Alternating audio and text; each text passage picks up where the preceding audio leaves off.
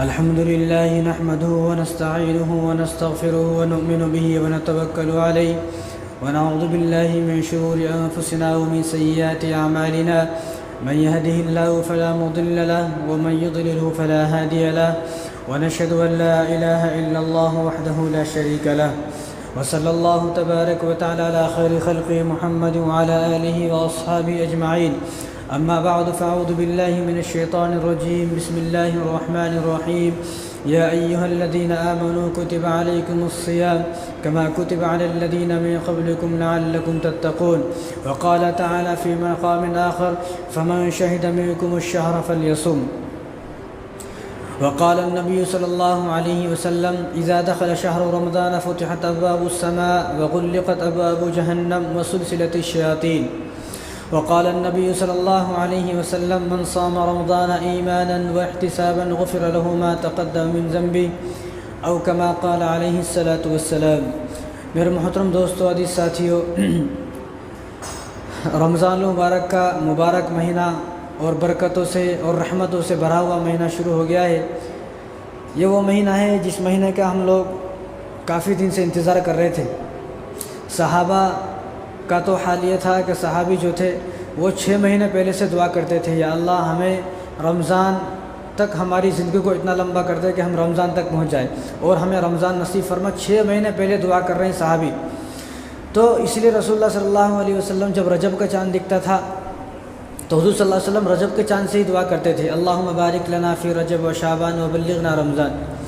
تو وہی مہینہ جس مہینے کا تمام مسلمانوں کو انتظار تھا، کہ جس مہینے میں اللہ تبارک و تعالیٰ جنتوں کے دروازوں کو کھول دیتے ہیں، جہنم کے دروازوں کو بند کر دیتے ہیں اور شیاطین کو قید کر دیا جاتا ہے. اور وہ مہینہ کہ جس مہینے میں ہم سب کو اللہ کو پا لینا ہے، تو وہ مبارک مہینہ شروع ہو گیا ہے. تو ارادہ کریں کہ اللہ تبارک و تعالیٰ ہم سب کو کہنے سننے زیادہ عمل کرنے کی توفیق عطا فرمائے.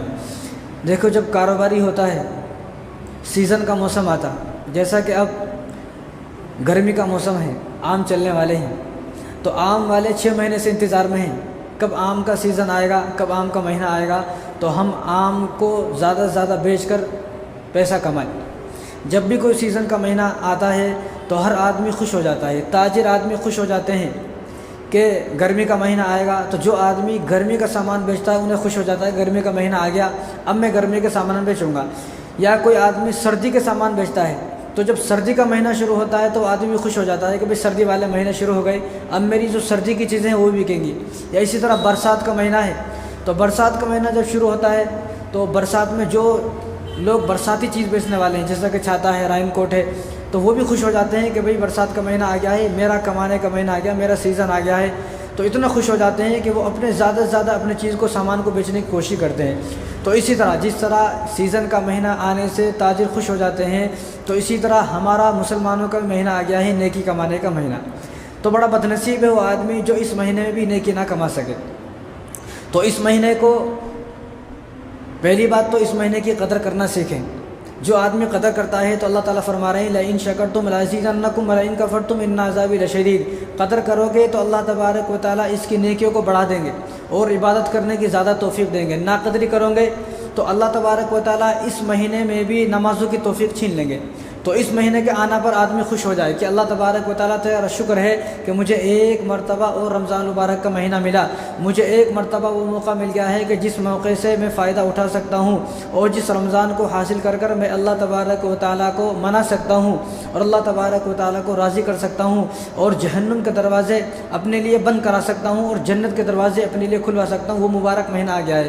تو ہر آدمی کو خوش ہو جانا چاہیے. جس طرح میں نے پہلے بتایا کہ ہر آدمی کو یہ سوچنا چاہیے کہ میری قسمتیں کھل گئی، میرے بھاگ جاگ گئے، میری تو لوٹری لگ گئی کروڑوں کی، کہ اللہ تبارک و تعالیٰ نے مجھے ایک مہینہ اور دے دیا ہے اپنے آپ کو راضی کرنے کے لیے. تو رسول اللہ صلی اللہ علیہ وسلم نے ارشاد فرمایا، یہ بخاری شریف کی روایت ہے، حضور نے ارشاد فرمایا اذا دخل شهر رمضان فتحت ابواب السماء وغلقت ابواب جہنم وسلسلت الشیاطین. جب رمضان کا چاند دکھتا ہے، جیسا کہ کل چاند دکھ چکا ہے، اب رمضان المبارک کا آج پہلا دن ہے اور آج فرسٹ روزہ ہے. تو آج جب رمضان المبارک کا چاند دکھتا ہے تو اللہ تعالیٰ کا فرما رہے ہیں، وہ حضور صلی اللہ علیہ وسلم کیا فرما رہے ہیں، اذا دخل رمضان فتحت ابواب السماء، کہ جب رمضان المبارک کا چاند دکھتا ہے تو اللہ تبارک و تعالیٰ جنت کے دروازوں کو کھول دیتے ہیں وغلقت ابواب جہنم کہ جہنم کے دروازوں کو بند کر دیا جاتا ہے، وسلسلت الشیاطین اور شیاطین کو قید کر دیا جاتا ہے۔ اور کیا چاہیے؟ یعنی ہمارے لیے جنت کے دروازے کھل گئے، جہنم کے دروازے بند ہو گئے۔ تو بڑا بد نصیب ہے وہ انسان کہ جس مہینے میں جہنم کے دروازے بند ہو گئے، بند دروازوں کو بھی جس نے انسان نے اپنے لیے کھلوا لیا، بڑا بد نصیب ہے۔ وہ کون ہے؟ وہ ہے جو رمضان مبارک کی قدر نہ کرے، جو رمضان مبارک شروع ہونے کے باوجود بھی رمضان کے روزے نہ رکھے، حالانکہ اس کو کوئی بیماری نہیں ہے، کوئی پریشانی نہیں ہے، پھر بھی آدمی روزہ نہیں رکھتا ہے، تو ایسا آدمی بڑا بد نصیب انسان ہے کہ اس نے جہنم کے بند دروازوں کو بھی اپنے واسطے کھلوا لیا۔ یہ کتنا بڑا بد نصیب۔ تو اللہ تبارک و تعالیٰ نے تو جنت کے دروازے کھول دیے، جہنم کے بند کر دیے، تو ہمیں خوش ہو جانا چاہیے۔ اور شیطان کو قید کر دیا گیا، یعنی شیطان اب قید ہے، یعنی گئے سو اور مہینے میں جو 11 مہینے تھے، ان مہینوں میں جو آدمی جو گناہ کر سکتا تھا، جو بدماشی کر سکتا تھا، اس مہینے میں نہیں کرتا ہے۔ کس طرح کہ پہلے رمضان سے پہلے جو مہینے تھے، ان مہینوں میں آدمی عشاء کی نماز پڑھنے نہیں آتا تھا، نہیں 10 منٹ عشاء کی نماز پڑھنے آتا۔ لیکن اب کیا ہے؟ اب اللہ تبارک و تعالیٰ نے جب شیطان کو قید کر دیا ہے، یہ اللہ کی رحمتیں ہیں، اس مہینے کی برکتیں ہیں کہ اس مہینے میں جب شیطان ہو گیا ہے تو وہی آدمی، وہی مسلمان جو پہلے عشاء کی نماز پڑھنے تیار نہیں تھا، آج وہ عشاء کی نماز بھی پڑھے گا، تراویح بھی پڑھے گا، اور 2-3 گھنٹے کے بعد مسجد سے جائے گا۔ تو اس مہینے کی برکتیں ہیں، اس مہینے کی رحمتیں ہیں۔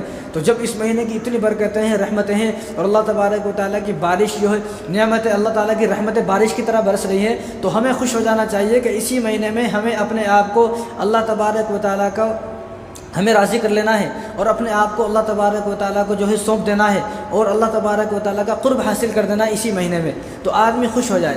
تو یہ نیکیوں کا جمع کرنے کا مہینہ ہے۔ اس مہینے میں ہمیں اپنے نامہ اعمال میں خوب نیکیاں جمع کرنا ہے۔ یعنی یہ ایسا سمجھے آپ مثال کہ کسی آدمی کو اگر کوئی چیک بک دے دے، بھائی چیک لے لو، جتنا تمہاری مرضی میں اتنا پیسہ ڈال دو، پیسہ بھر دو اور جا کے پیسہ نکال لو، سائن وائن سب ہو گئے۔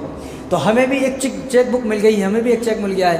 تو بہت سارے بدنصیب ایسے ہیں تو اس مہینے میں بھی اپنی اس چیک میں جو ہے چند جو ہے تھوڑے بہت بھی نیکیاں جمع نہیں کر سکتے، لیکن بہت سے خوش نصیب ایسے ہیں کہ وہ 1 لاکھ 2 لاکھ 4 لاکھ 5 لاکھ 1 ملین 2 ملین جو ہے ملین اور بلین لوگ جو ہے اتنے لوگ جو ہے اپنے اتنی ساری نیکیاں اپنے نامہ اعمال میں جمع کر لیں گے بہت سارے لوگ۔ تو ہمیں ایک چیک مل گیا ہے، ایک چیک بک مل گئی ہے، اور ہمیں جو ہے ایک نیکیوں کو جمع کرنے کا ایک مہینہ مل گیا ہے۔ تو اس مہینے میں ہم اپنی نیکیوں کو جمع کرنا ہے، اپنے نامہ اعمال کو اس مہینے میں نیکیوں سے بھر دینا ہے، کہ اتنا بھر دینا ہے کہ فرشتے بھی ان نیکیوں کو لکھنے سے عاجز آ جائے۔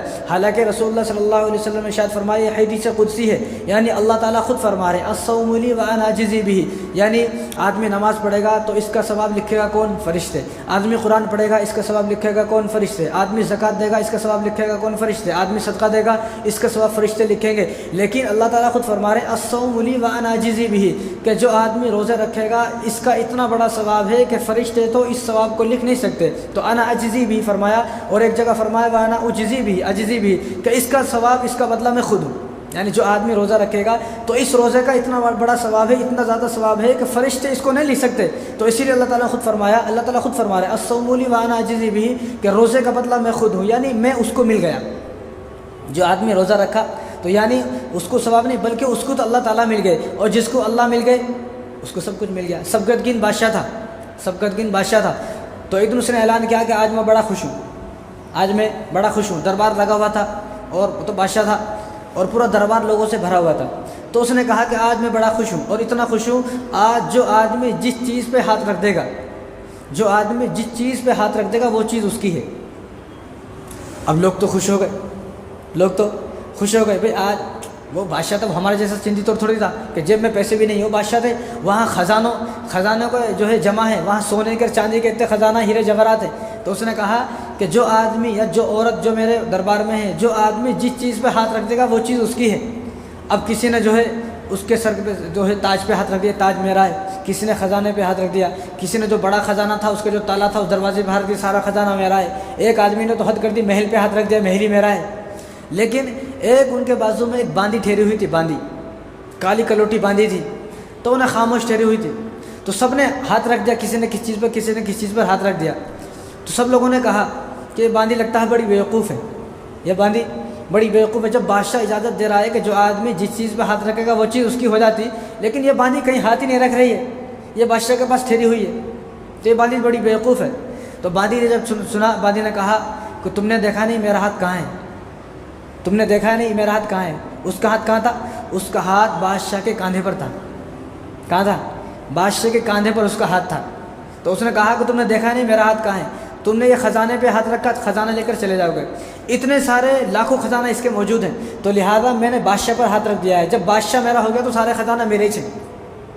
جب بادشاہ میرا ہو گیا تو بادشاہت بھی میری ہے اور سارے خزانے بھی میرے ہی ہیں۔ تو یہ مہینہ وہ ہے کہ اس میں ہمیں اپنے نامہ اعمال پر ہاتھ رکھنا ہے۔ یعنی یہ مثال ایسی ہے کہ اللہ تبارک و تعالیٰ مل گئے، اور جس کو اللہ تعالیٰ مل گئے اس کو جنت تو خود بخود مل گئی، اس کو جو ہے ساری چیزیں، ساری نعمتیں مل گئی۔ تو یہ وہ مہینہ ہے کہ اس مہینے میں ہمیں اپنے نامہ اعمال میں نیکیاں جمع کرنا ہے۔ رسول اللہ صلی اللہ علیہ وسلم کے پاس مسند احمد کی روایت ہے، ابو ہریرہ رضی اللہ عنہ حدیث کا راوی ہیں، تو وہ فرماتے ہیں کہ رسول اللہ صلی اللہ علیہ وسلم کے پاس قبیلہ بنو قزا کے 2 آدمی آئے ایمان لانے، دو بھائی تھے وہ، تو دونوں ایک ساتھ آئے اور دونوں ایک ساتھ ایمان لا لیے۔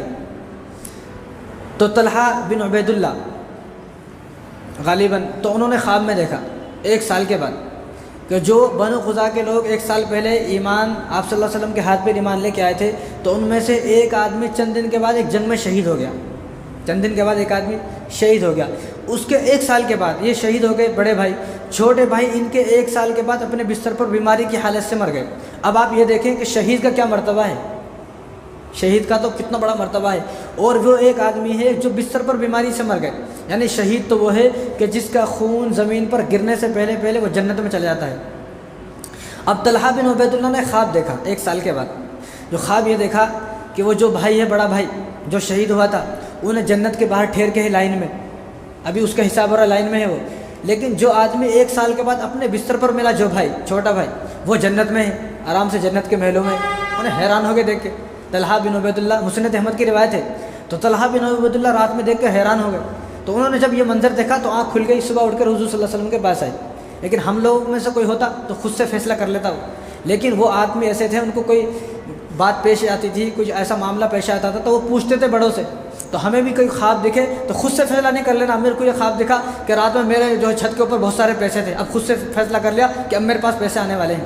تو پیسہ آنے کا، اگر گرمی میں کسی آدمی کو پیسے دکھ رہے ہیں تو مطلب یہ ہے کہ پریشانی آنے والی ہے، کیونکہ پیسہ جب آتا ہے تو پریشانی لے کے آتا۔ ایک آدمی غریب ہے، اس کو اتنی ٹینشن نہیں ہے، انہیں تو اپنے 2 وقت کے کماتا ہے، خاموش بیٹھا رہتا ہے، لیکن جو آدمی بہت زیادہ مالدار ہے انہیں وقت پہ کھانا بھی نہیں کھا سکتا، انہیں تو بڑا پریشان ہے، انہیں تو وقت پہ نماز بھی نہیں پڑھ سکتا۔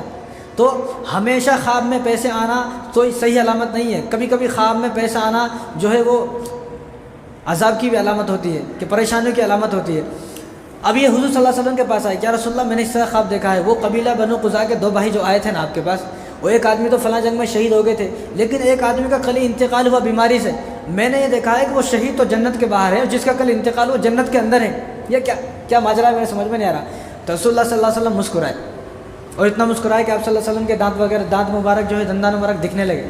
تو حضور صلی اللہ علیہ وسلم فرمایا، طلحہ بن عبید اللہ تو نے دیکھا نہیں کہ جو آدمی 1 سال کے بعد مرا ہے اس نے رمضان المبارک کا مہینہ پایا ہے، رمضان المبارک کا مہینہ پانے کی وجہ سے اور رمضان میں عبادت کرنے کی وجہ سے اس کی نیکیاں زیادہ ہو گئی ان سے جو شہید ہے۔ رمضان المبارک کا مہینہ پایا، اور رمضان المبارک کا مہینہ پا جانا ہی بڑی بات نہیں ہے، رمضان المبارک کا تو مہینہ غیر مسلم کی زندگی میں آ رہا، پتھر کو پوجنے والے کی زندگی میں آ رہا، آگ کو پوجنے والے کی زندگی میں آ رہا، اور جو آدمی چرچ میں جا کے، مندر میں جا کے گھنٹے بجا رہے، ان کی زندگی میں بھی آ رہا رمضان۔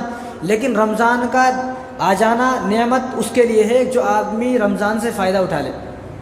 رمضان آ جانا ایک نعمت ہے، رمضان میں عبادت کرنا ایک نعمت ہے، لیکن رمضان کی عبادتیں قبول ہو جانا یہ سب سے بڑی نعمت ہے۔ رمضان تو ان کی زندگی میں آ رہا ہے نا، ہمارے مسجد کے پیچھے رہ رہے تھے غیر مسلم، ان کی زندگی، ان کو کوئی فائدہ ہے؟ فائدہ ہمیں ہے۔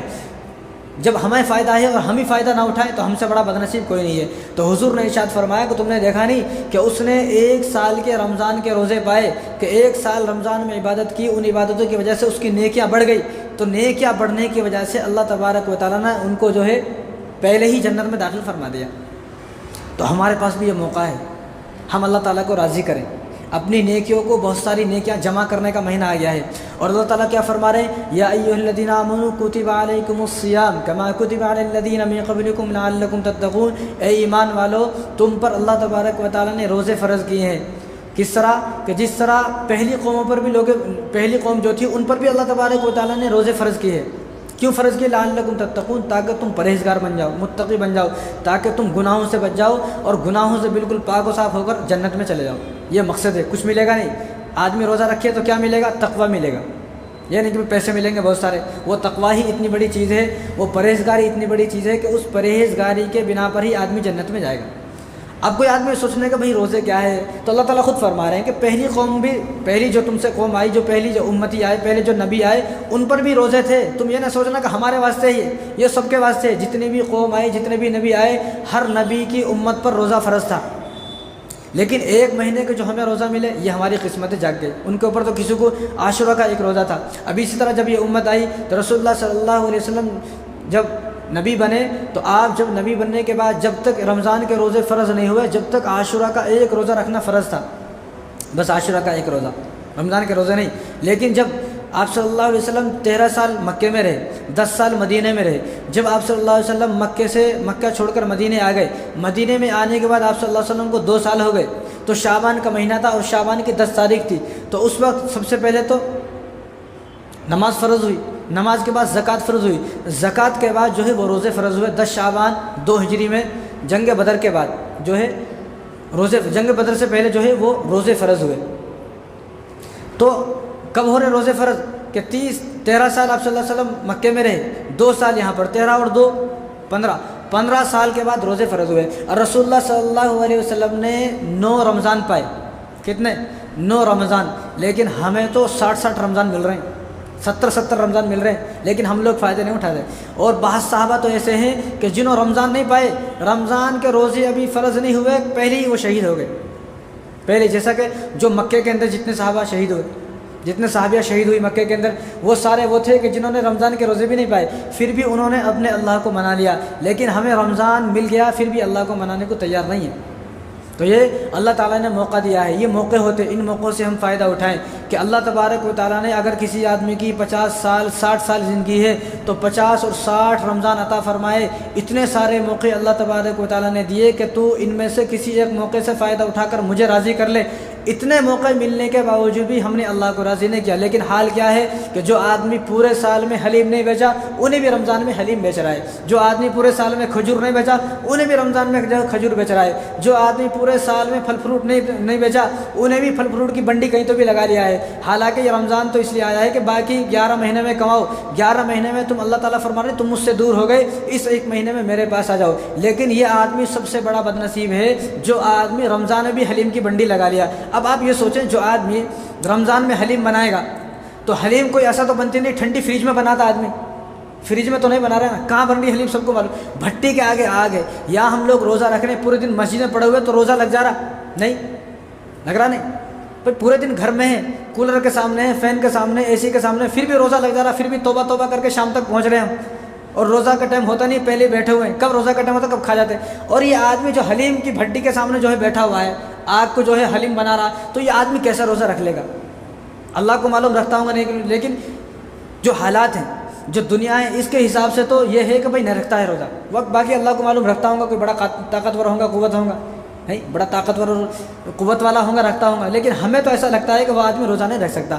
تو یہ تو نیکیوں کو جمع کرنے کا مہینہ تھا، لیکن انہیں پیسہ اکٹھا کر رہا ہے، پیسے جمع کرنے میں کہ میں حلیم بیچوں گا، رمضان آئے گا تو حلیم بیچوں گا۔ اب تو یہ ڈوب مرنے کی بات ہے، شرم آ جاتی ہے کہ ایک غیر مسلم یہ پوچھتا ہے کہ حلیم پنڈوگا، کیا بولتے ہیں اس کو، حلیم پنڈوگا کب آتا ہے، وہ تمہارا حلیم والا مہینہ کب آتا ہے؟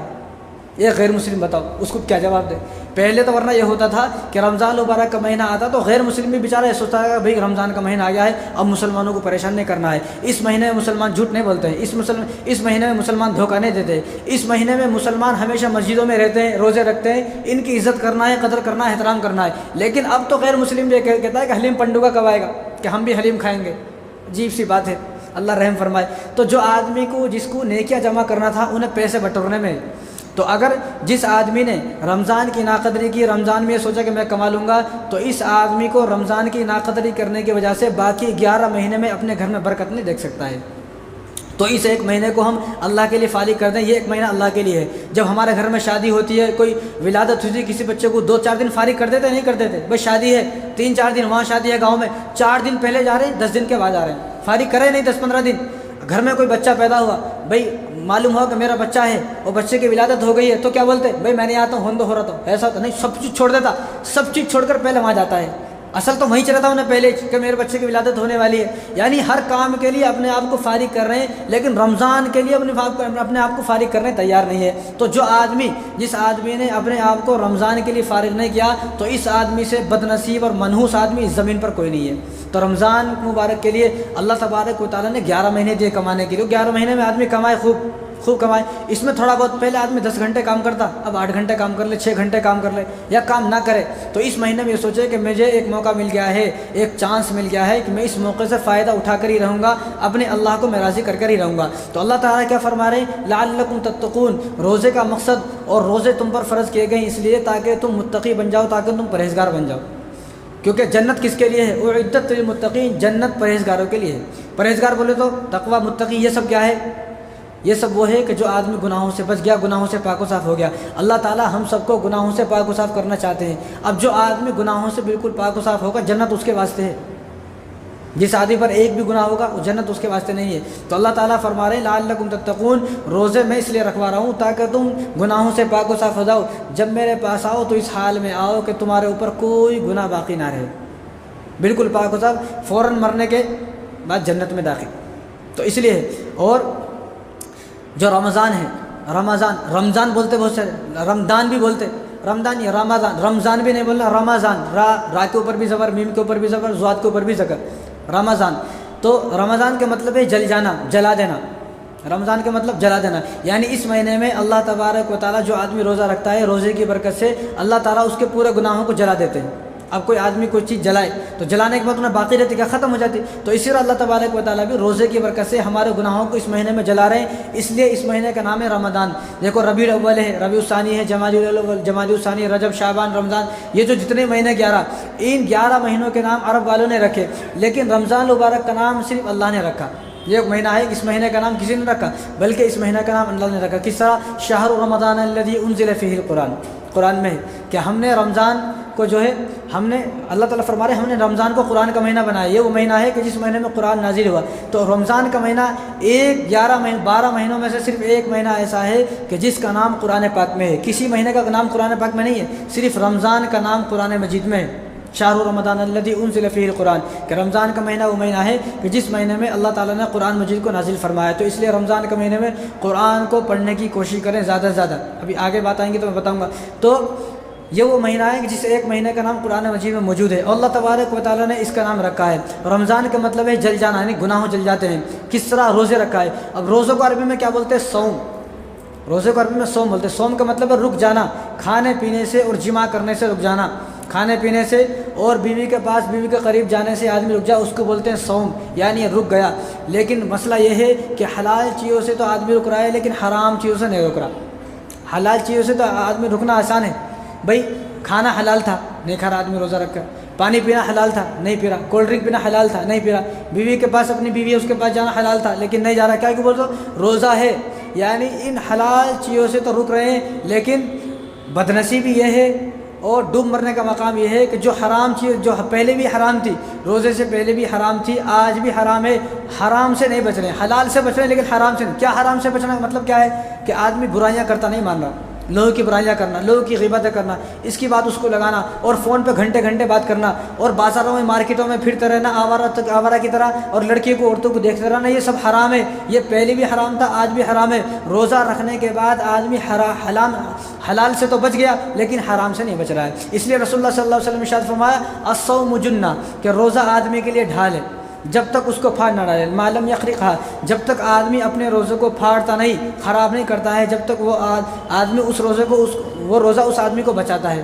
تو صحابہ نے پوچھا رسول اللہ کس طرح، روزہ ڈھال کس طرح ہے؟ تو حضور نے فرمایا کہ روزہ ڈھال اس طرح ہے، آدمی نے روزہ رکھا، اب روزہ رکھنے کے بعد آدمی اپنی زبان کو خاموش کر لے، یا تو قرآن پڑھے، یا تسبیح پڑھے، یا کلمہ استغفار پڑھے، بس کسی کی برائی نہ کرے، اپنے دل کو بھی صاف کر لے. یعنی آدمی اب ہمارا پیٹ کا روزہ ہے, ہم لوگ سوچتے ہیں بھائی پیٹ کا روزہ ہے, پیٹ کا روزہ ہر چیز کا ہے. ہاتھوں کا روزہ ہے کہ ان ہاتھوں سے کسی کو تکلیف نہیں دینا ہے. زبان کا روزہ ہے کہ اس زبان سے کسی کو گالی نہیں دینا ہے. دل کا روزہ ہے کہ اس دل میں کسی کا کینہ, کسی کا بغض, کسی کا حسد, کسی کی برائی نہیں پالنی ہے, اور جنہوں نے مجھے تکلیف دی ان سب کو معاف کر دینا ہے. دل کا روزہ. پاؤں کا روزہ ہے کہ ہمیں مارکیٹوں میں آوارہ کی طرح پھرنا نہیں ہے, یا کسی لڑکی کسی عورت کے پیچھے رمضان میں پھر رہے ہیں. یہ پیروں کا روزہ ہے. کان کا روزہ کہ کان سے ہمیں گانے نہیں سن رہے, لوگ ٹائم پاس کے واسطے گانا سن رہے ہیں. بس روزہ, ایسا روزہ کا کوئی فائدہ نہیں ہے. حضور خود فرما رہے ہیں کہ بہت سارے روزے دار ایسے ہی, بخاری کی روایت ہے, حضور نے فرمایا کہ بہت سارے روزہ دار ایسے ہیں کہ ان کو بھوکا رہنے کے علاوہ کچھ نہیں ملتا ہے. کئی بار تو انہیں روزے تو رکھ لیا لیکن روزے بھی گانے سن رہا, تو تیرا روزے رکھنے کا کوئی فائدہ نہیں ہے, نہ رکھے تو بہتر ہے. اور حضور نے آگے جس سے روزہ خراب ہوتا ہے کہ وہ ایک آنکھ ہے. اب آنکھ سے آدمی فلمیں دیکھ رہا ہے, روزہ تو رکھ لیا لیکن فلمیں تو پہلے بھی دیکھنی حرام تھی لیکن اب بھی دیکھ رہا ہے, تو اس سے روزہ خراب ہو گیا. تو اس لیے حضور نے فرمایا الصوم جنہ ما لم یخرقھا, کہ آدمی کے لیے روزہ ڈھال ہے جب تک اپنے روزے کو خراب نہیں کرتا ہے. تو ہمیں اپنے روزے کو خراب نہیں کرنا ہے. ہمیں اب جس طرح میں نے پچھلی جمعے ایک مثال دی تھی کہ ہماری نامہ اعمال میں سوراخ اگر ہے تو نیکیاں جمع نہیں ہوں گی. اگر کوئی دنیا میں ایک آدمی غلہ ہے, کسی کے پاس, سب کے پاس غلے رہتے ہیں, یا میرے پاس جیب ہے تو مجھے کوئی پیسے دے رہے, میں جیب میں پیسے رکھ رہا ہوں اور جیب میری نیچے سے پھٹ گئی تو کوئی فائدہ ہے؟ غلہ ہے, غلہ نیچے سے ٹوٹا ہوا ہے, نیچے سے غلے میں سوراخ ہے. کوئی تھیلی ہے, اب اس تھیلی میں آدمی جا کر شکر لینے جا رہا, چاول لینے جا رہا, آٹا لینے جا رہا, لیکن نیچے سے تھیلی پھٹی ہوئی ہے.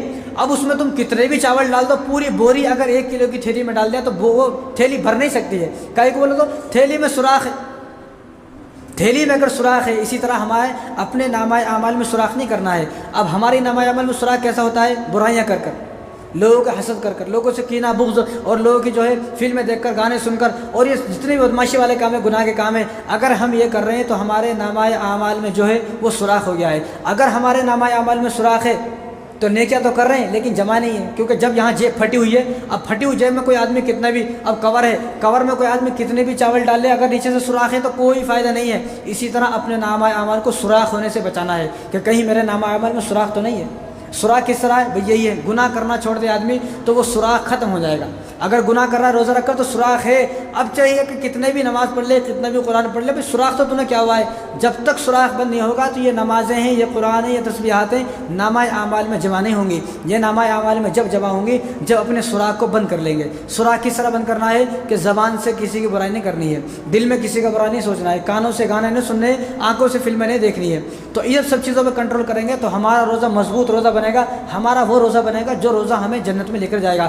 ورنہ یہ روزہ کر ہمیں قیامت کے دن جو ہے پھنسوا دے گا کہ اللہ روزہ تو رکھا لیکن اس نے مجھے برباد کر دیا. کس طرح برباد کر دیا؟ روزہ رکھ کے بھی سارے گناہ کرے, روزہ رکھ کے بھی سارے گناہ کرے. اور ہماری خواتین کو آپ اپنے گھر جا کر اپنی عورتوں کو سمجھائیں کہ بھائی جس سے بات کرنی تھی رمضان سے پہلے بات کر لی, اب رمضان شروع ہو گیا, اب بات کرنے کی ضرورت نہیں ہے. عورتوں کی عادت یہ ہے, فون ملا دیا, 1 گھنٹے تک فون کٹ رہا نہیں, پورے محلے کی بستی کی جتنی شادی ہیں, چلے ہیں, چھٹیاں ہیں, وہ سب اس کو بتا رہے. وہ دوسری بہن وہاں گو میں رہتی ہے, اس کو معلوم نہیں بیچارے کون ہے, اب اس کو پوری جو ہے اپنی بستی کی پوری کہانی اس کو بتا رہے. کیا ضرورت ہے پوری کہانی بتانے کی؟ اتنی دیر میں تو آدمی تسبیح لے کے تسبیح پڑھے, تسبیح پڑھے اتنی دیر میں آدمی کوئی نیکی کرے, کوئی نیک عمل کرے, کوئی اچھا عمل کرے. اور خواتین کو یہ بات بتائیں کہ خواتین کو رکنا ہے. جو سیریل رمضان سے پہلے دیکھ رہے تھے, آج خواتین رمضان میں بھی وہ سیریل دیکھ رہے ہیں. ایسے روزے کا کوئی فائدہ نہیں. بالکل ٹی وی کو گھر میں بند کر دیں اور فون کو سوئچ آف کر کے رکھ دیں. آپ لوگ بھی جو ہے نا رمضان میں, شیطان جو ہے نا بڑا چالاک ہے, انہیں تو چلا گیا, قید ہو گیا. وہ سلسلۃ الشیاطین, یہ بخاری کی روایت ہے کہ شیطان قید ہو گیا. لیکن تھوڑے لوگ رمضان میں بھی باز نہیں آ رہے, روزہ نہیں رکھ رہے, رمضان میں بھی قرآن نہیں, رمضان میں بھی نماز نہیں پڑھ رہے, یا رمضان میں بھی جو پہلے جیسا تھا ویسا اب بھی ہے. تو اب شیطان تو قید ہو گیا لیکن اس کی شیطانی باز نہیں آ رہی. کیا مطلب ہے؟ مطلب یہ ہے کہ یہ خود شیطان سے بڑا شیطان ہے, اس کو شیطان کی ضرورت نہیں. اس کو کیا, اب شیطان قید ہو گیا ہے. بخاری کی روایت ہے وہ سلسلۃ الشیاطین, رمضان میں شیطان قید ہو گیا ہے. لیکن شیطان قید ہونے کے باوجود بھی ایک آدمی رمضان میں بھی ایسی اس کی حالات ہیں جیسا کہ رجب میں شعبان میں تھے, تو معلوم یہ ہوا کہ اس کو شیطان کی ضرورت نہیں ہے. یہ نہیں سب سے بڑا شیطان ہے. شیطان خود اس کو بھائی بولتا ہے. شیطان اس کو بھائی کیا, اس کو پیر صاحب بولتا ہوں, تم ہمارے پیر صاحب ہو.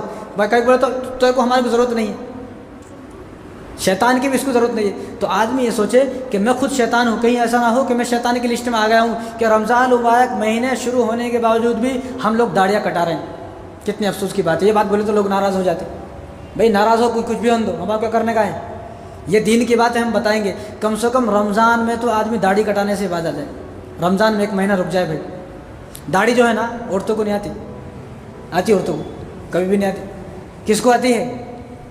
आती किसको? बोले जा, मर्द को आती है। लेकिन इन्हें बार बार क्या बोलता है, मैं मर्द नहीं हूँ भाई।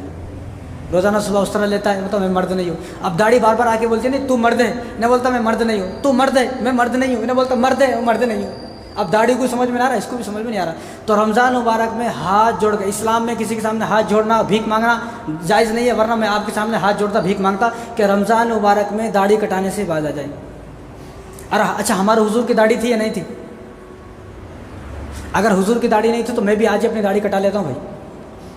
नहीं, साहबा की दाढ़ी थी नहीं, गौसे पाक की दाढ़ी थी नहीं, ख्वाजा गरीब नवाज की दाढ़ी थी नहीं थी, सबकी दाढ़ी थी। जितने वलिया हैदराबाद के अंदर सबकी दाढ़ी थी। तो हमारी कहीं क्यों नहीं है? आदमी सोचे, आदमी सोचे। एक बुजुर्ग ने ख्वाब में देखा हुजूर को, ख्वाब में हुजूर को देखा तो हुजूर के जो पूरा सीना है ना, यहाँ पर से खून टपक रहा था। एक बुजुर्ग थे, उन्होंने ख्वाब में देखा तो हुजूर के यहाँ से खून टपक रहा था सीने से। तो बुजुर्ग ने जब ख्वाब में देखा तो वो परेशान हो गया, या रसूलल्लाह ये क्या है, आपके सीना मुबारक से खून टपक रहा है, ये क्या है? तो हुजूर ने जो बात इरशाद फरमाई ना, काश कि ये बात हमें समझ में आ जाए, मुसलमानों को ये बात समझ में आ जाए। पहले एक ज़माना था, मुसलमानों में गैर मुस्लिमों में फ़र्क था, लोग देख कर बताते थे ये मुसलमान है ये गैर मुस्लिम है। अब फ़र्क नहीं है, अब मालूम ही नहीं। अब कहीं एक्सीडेंट हो जाता है तो अल्लाह माफ़ करे, अल्लाह माफ़ करे, कि जिस चीज़ को ज़िंदा रहते हुए खोलने की इजाज़त नहीं थी, अब उस चीज़ को एक्सीडेंट के बाद खोलने के बाद देखा जाता है इन्हें मुसलमान है कि नहीं है। समझ में आया आपको? जिस चीज़ को ज़िंदा रहते हुए किसी को दिखाना हराम था, उस चीज़ को, उस आज़ा को खोल कर देखा जाता है इन्हें मुसलमान है कि नहीं है। कई बोला तो गैर मुस्लिम भी है, बस में एक्सीडेंट हुआ, मुसलमान भी है, इसकी भी पैंट बुशर्ट, उसकी भी पैंट बुशर्ट, उसके पास भी दाढ़ी नहीं, इसके पास भी दाढ़ी नहीं, उसकी जेब में मिसवाक नहीं, इसकी जेब में मिसवाक नहीं, उसकी जेब में टोपी नहीं, इसकी जेब में टोपी नहीं, उसकी जेब में भी तस्वीर नहीं, इसकी जेब में भी तस्वीर नहीं। कैसा पहचान है?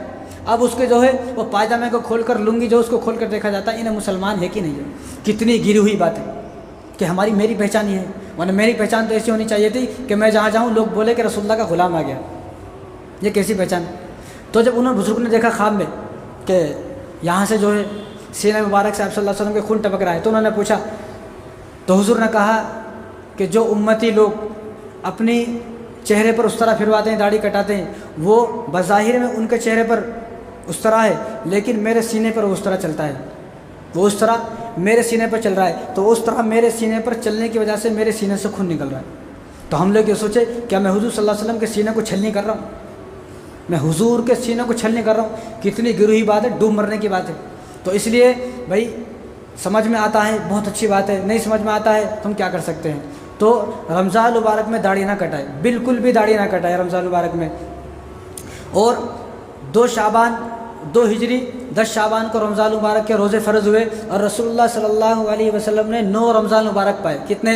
9 रमज़ान मुबारक। और हम लोगों ने तो 50-60 रमज़ान पा रहे हैं, 70 रमज़ान पा रहे हैं। तो हमसे बड़ा बदनसीब कौन होगा कि हम लोग अल्लाह तबारक व तआला को इतने सारे रमज़ान मिलने के बावजूद भी जो महरूम है, अल्लाह को राज़ी नहीं कर सक रहे, तो हमसे बड़ा बदनसीब कोई नहीं है। इसलिए कम से कम आदमी इरादा करे कि मुझे इस्लाम की 5 बुनियाद पर तो अमल करना है।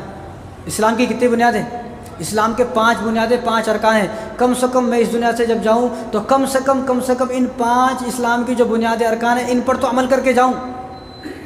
कम से कम अगर इन पर भी अमल नहीं हुआ तो काय का मुसलमान, कैसा मुसलमान। और ये अल्लाह तबारक व तआला ने फ़र्ज़ किए हैं और अल्लाह ताला खुद फरमा रहे हैं फ़मन शहीद मिनकुमुश-शहर फ़लयसुम, फ़मन शहीद मिनकुमुश-शहर फ़लयसुम, कि जो आदमी तुम में से रमज़ान मुबारक का महीना पाए तो उसको चाहिए कि वो रोज़े रखे, बहाना कुछ नहीं चलेगा। आगे अल्लाह ताला ने फरमाया वमन काना मरीदन अवला सफ़र, 2 आदमी के लिए माफ़ है, जो आदमी मरीज़ हो, बीमार हो, इतना बीमार हो कि बिल्कुल बहुत ज़्यादा बीमार हो, ऐसा नहीं छोटी छोटी बीमारियाँ, आँख में दर्द, कान में दर्द, घुटने में दर्द, उठना नहीं आ रहा, बैठना नहीं आ रहा, ऐसी नहीं, ऐसी बीमारियाँ हैं कि अगर एक घंटे के बाद ही पानी नहीं पिएगा तो मर जाएगा। मैं तो ये कहता हूँ अगर किसी आदमी को ऐसी बीमारी है कि भूख से मर जाए तो रोज़ा रख के मर जाए, वो रोज़ा रख के मर जाए। तो क़यामत के दिन पूछा जाएगा ना भाई तू किस हाल में मरा, तो अल्लाह से फ़ख्र से कहेगा अल्लाह मुझे पता था मुझे बीमारी है, लेकिन उस बीमारी में भी मैंने रोज़ा रखा और उसी रोज़े की हालत में मर गया, तो अल्लाह ताला को तरस आएगा और तरस और रहम खाकर अल्लाह तबारक व तआला जन्नत में दाखिल फरमा देंगे।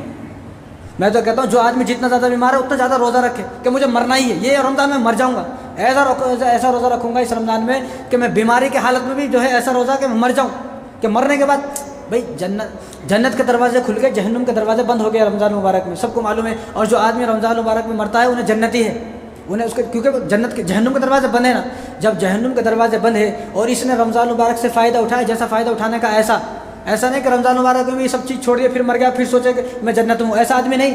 جو رمضان مبارک کے روزے رکھ رہا، نماز پڑھ رہا، تراویح پڑھ رہا، سب کام کر رہا، یہ آدمی رمضان میں مر گیا تو اس کے لیے جنت کے دروازے کھلے ہوئے ہیں۔ تو رمضان مبارک میں بیمار آدمی یہ کوشش کرے مجھے رکھنا کا، اب حال کیا ہے، آدمی ہمت نہیں کر رہے، آدمی جو ہے کوشش نہیں کر رہے، ہمت نہیں، کوشش نہیں، پہلے ہی من بنا لیا، پہلے ہی بنانے لگا مجھ سے نہیں ہوتا بھائی پہلے کوشش کر، پہلے ہمت کر، ہمت اور کوشش کرے گا تو اللہ تعالیٰ سے بول سکتا ہے اللہ میں نے ہمت کی کوشش کی لیکن میں نہیں رکھ سکا، میں کیا کروں۔ اگر نہیں بھی رکھ سکا، آج تک کوئی آدمی بھوک سے مرا نہیں، کوئی آدمی ایسا ہے کہ اس نے روزہ رکھا تو انہیں مر گیا۔ کبھی آپ کی رشتہ داری میں سے خبر آئی کہ فلاں رشتہ دار تھا اور روزہ رکھا صبح کو شام تک مر گیا وہ؟ کبھی ایسا ہو ہی نہیں سکتا۔ جو اللہ تبارک و تعالیٰ کی عبادتیں ہیں، جو آدمی اس عبادت میں ایسی عبادت میں فاسٹ ہوگا، ایسی عبادت جو کرے گا، اللہ تبارک و تعالیٰ اپنی عبادت کرتے ہوئے کسی آدمی کو موت دیتے، ایسا ہرگز نہیں ہو سکتا۔ نہ قیامت تک کوئی ایسا آدمی آپ ڈھونڈ سکتے ہو نہ لا سکتے ہو۔ نڈال ہوتے ہر آدمی جو ہے شام تک بالکل نڈال ہو جاتا ہے، ہم لوگ نڈال نہیں، اب ہمیں پارا یاد کرنے کا ہے، سنانے کا ہے، پھر 1 گھنٹہ بولنے کا ہے، اور پھر جو ہے روزہ بھی ہے، کتنی زیادہ مشقت ہے، لیکن یہ مشقت ہے اس دن کے سامنے کچھ بھی نہیں ہے۔ قیامت کے دن جو ہمیں ثواب ملے گا نا، وہ ثواب کے سامنے یہ کچھ بھی نہیں ہے، مشقت ہے۔ تو آدمی سوچے کہ مجھے تو کچھ بھی نہیں کرنا ہے، نہ ایک آدمی کو بیان کرنا ہے، نہ ایک آدمی کو تراویح پڑھانا ہے، نہ ایک آدمی کو قرآن پڑھنا ہے، بالکل کچھ بھی نہیں کرنا ہے، کہ ہٹا کھٹا آدمی ہے، گھر میں پڑا رہنے کا ہے، تو پڑا تو کم سے کم روزہ رکھ، اللہ تعالیٰ کو راضی کر، ورنہ اللہ تعالیٰ کی پکڑ بہت سخت ہے۔ تو یہ روزہ نہ رکھنے کی عذابات کیا ہیں وہ آگے آپ کے سامنے آتے رہیں گے۔ تو لوگ بولتے ہیں نا اچھے دن، لوگ کیا بولتے ہیں اچھے دن کب آئیں گے؟ تو اس لیے میں کہتا ہوں کسی قوم کے اچھے دن آئے یا نہ آئے، کسی مذہب کے اچھے دن آئے یا نہ آئے، کسی فرقے کے اچھے دن آئے یا نہ آئے، کسی جماعت کے اچھے دن آئے نہ آئے، کسی بستی کے، کسی محلے کے، کسی شہر کے، کسی ملک کے اچھے دن آئے نہ آئے، لیکن امت مسلمہ کے اچھے دن تو آ گئے۔ بھائی اچھے دن کیا ہے؟ آدمی جنتی ہو جائے یہ اچھے دن ہے، آدمی جنت میں چلا گیا، جو آدمی اپنے آپ کو جہنم والوں میں سے ہٹا کر جنت والوں میں اس کا نام لکھا گیا، یہ اچھے دن ہے۔ تو مسلمانوں کے، امت مسلمہ کے اچھے دن آ گئے۔ اب ہمارے اوپر ہے کہ ہم ان چیزوں سے فائدہ اٹھاتے ہیں نہیں اٹھاتے، یہ ہمارے اوپر ہے کہ ہم ان چیزوں سے فائدہ اٹھاتے ہیں نہیں اٹھاتے۔ تو ہمیں فائدہ اٹھانا ہے، رمضان مبارک سے فائدہ اٹھانا ہے۔ اور بعض جو مہینے آتے ہیں، رجب کا مہینہ آتا ہے، شعبان کا مہینہ آتا ہے، ربیع الاول کا مہینہ آتا ہے، تو لوگ عجیب وظیفہ بتاتے ہیں، لیکن جب رمضان کا مہینہ آتا کوئی وظیفہ نہیں پوچھتا۔ کل اس کو معلوم ہے کہ وظیفہ پوچھ جاتا ہوں میں پکڑا جاتا ہوں۔ وظیفے کے پیچھے بہت ہے آج کل، وظیفہ کسی کو بتاؤ تو 2 دن میں فیمس ہو جاتا ہے آدمی، مشہور ہو جاتا ہے۔ یوٹیوب پہ آپ ایک ایسی ویڈیو ڈالو جس میں وظیفہ ہے، آپ رات کو ویڈیو ڈالے صبح کو 2-4 ہزار آدمی اس کو دیکھ لیتے ہیں، وظیفے کے دیوانے ہیں۔ اب آپ یوٹیوب پہ یہ دیکھ کے ڈال دو کہ بھائی رمضان جو ہے قرآن کا مہینہ ہے، آپ قرآن پڑھیں، کوئی بھی نہیں دیکھے گا آپ کی، کوئی عمل بھی نہیں کرے گا۔ اس لیے میں کہتا ہوں کہ ہر مہینے میں کوئی پوچھتا ہے بھائی اس کا وظیفہ کیا ہے۔ اب رمضان کا مہینہ شروع ہو گیا ہے، اب ہم سے پوچھے کوئی رمضان کا وظیفہ کیا ہے، ہم بتائیں گے آپ کو رمضان کا وظیفہ کیا ہے۔ رمضان کا وظیفہ، رمضان کے 5 وظیفے ہیں۔ کتنے وظیفے؟